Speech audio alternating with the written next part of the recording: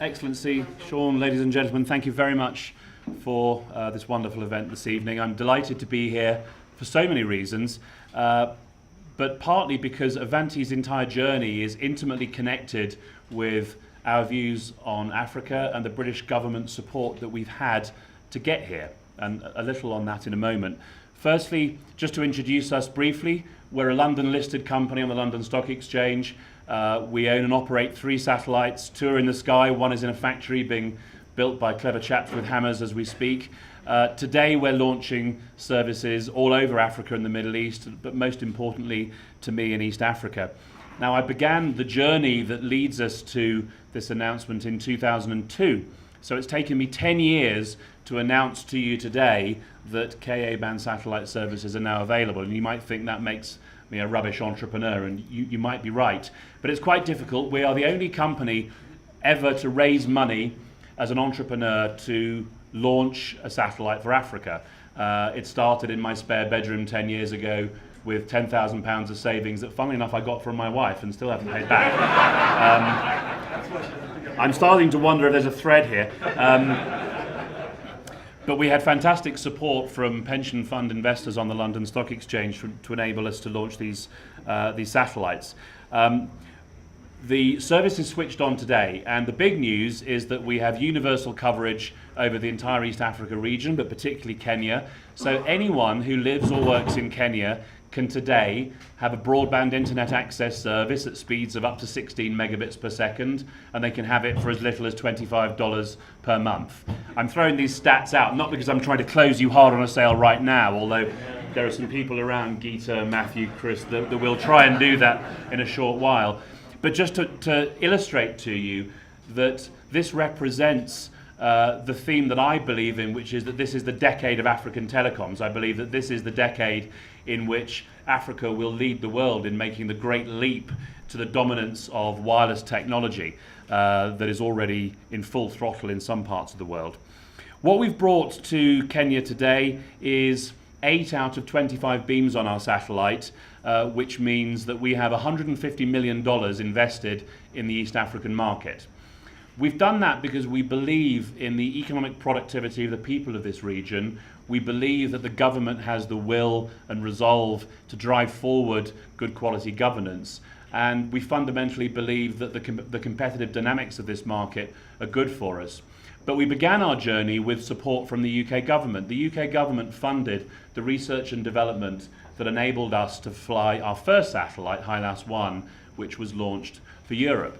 And when we told the government we wanted to buy another satellite and we wanted to put it somewhere over Africa, we got some advice on where to put capacity. And Kenya was the #1 market that the British government told us that it wanted to serve.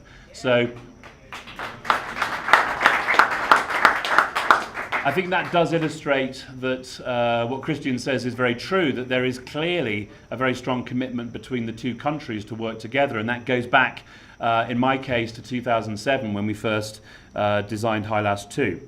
So there are good reasons why we're here. We're very confident that we're going to make good returns, and to give you another statistic to put that into perspective, if we sell all of our capacity at the very modest prices that my salespeople might talk to you about in the next few weeks, over the next 15 years of the satellite's lifetime, it will generate for us about $1.4 billion in revenues just in East Africa over 15 years.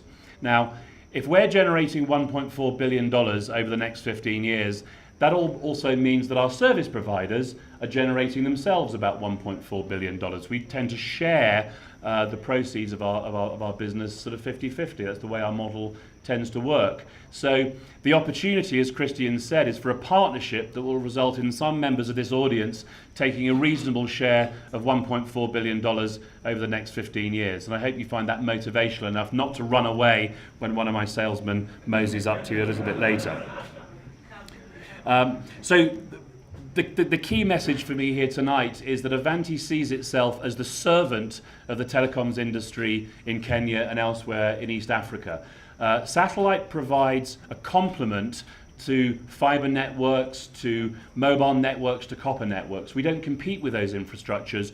We fill the gaps in those networks, and we deliver high bandwidth to points in those networks that have got very high congestion. So we truly all are interested in a partnership with every single company that's present in this room tonight.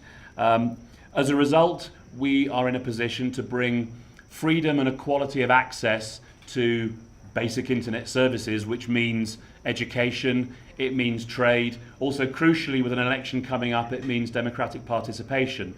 The fact that 100% of the population today can have a 16 megabit broadband connection delivers that freedom and equality of service. So I think that although we are going to make a fantastic investment return together, we can also be a force for good in the country, and that comes about as the result of a very long-standing partnership between the governments of our two countries, and I'm very delighted and honoured to be part of that. So thank you for tonight, and I look forward to meeting those of you that I haven't spoken to already.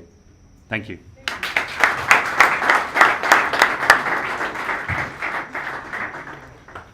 David, thank you very much indeed. And as you heard him say, you're not allowed to rush off, because you have to stay to make the connections, to build the synergies, to get the excitement, to bring about the revolution that we're all going to be a part of. So stay, have a drink, enjoy yourself, and thank you very much.